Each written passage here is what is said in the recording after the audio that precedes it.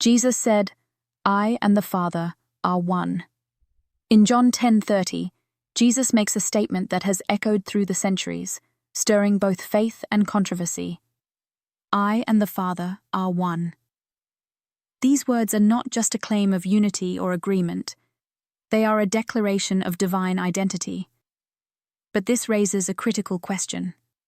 If Jesus isn't God, why did he claim to be one with the Father? Tonight, we will explore this claim, examine its significance, and challenge skeptics and non-believers to confront this undeniable truth. When Jesus said, "I and the Father are one," he was not speaking metaphorically or poetically. He was making a direct claim to divinity. The Jewish leaders of his time understood exactly what he meant. In the verses that follow, they picked up stones to kill him, accusing him of blasphemy because he, being a man, make yourself God. John 10:33. Their reaction shows that they recognized Jesus' words as a claim to be equal with God. And Jesus did not correct them or backtrack. Instead, he affirmed his unity with the Father, further solidifying his claim. Skeptics often argue that Jesus never explicitly claimed to be God, but here, in the clearest possible terms, he does just that. To say, "I and the Father are one," is to claim a unique, inseparable relationship with God that no mere human or prophet could ever claim. This is not the language of a teacher or a moral guide. This is the language of divinity. If Jesus were not God, his words would be the height of arrogance or deception. But if he is telling the truth, then he is indeed God incarnate, the eternal Son of the Father. To the skeptics and non-believers listening tonight, I pose this challenge. Disprove this claim. If Jesus is not God, then explain why he said, "I and the Father are one." Explain why the Jewish leaders accused him of blasphemy and sought to kill him for this statement.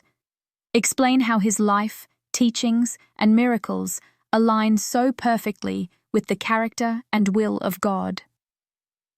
If Jesus is not God, then provide an alternative explanation that accounts for the evidence.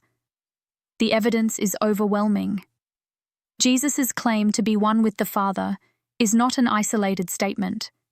Throughout the Gospels, we see him demonstrating divine authority, forgiving sins, commanding nature, raising the dead, and accepting worship. These actions are not the works of a mere man. They are the works of God. In John 14:9, Jesus tells his disciples, "Anyone who has seen me has seen the Father." This is not the language of someone who is merely representing God. This is the language of someone who is God. Perhaps you're thinking, but what if I'm wrong? What if Jesus really is who he says he is? That's a question worth considering. Because if he is, then your understanding of God and your eternal destiny hinge on how you respond to him. Jesus' claim to be one with the Father is not just a theological statement. It's an invitation. An invitation to know God personally, to experience his love and grace, and to be reconciled to him through Christ. But the choice is yours. Will you accept his claim, or will you continue to deny the truth? Tonight, I leave you with this challenge. Examine the evidence. Wrestle with the claims of Christ. Seek the truth with an open heart and mind, because the stakes are too high to ignore. Jesus said, "I and the Father are one," because he is God. The question is, will you believe him? The choice is yours. Choose wisely.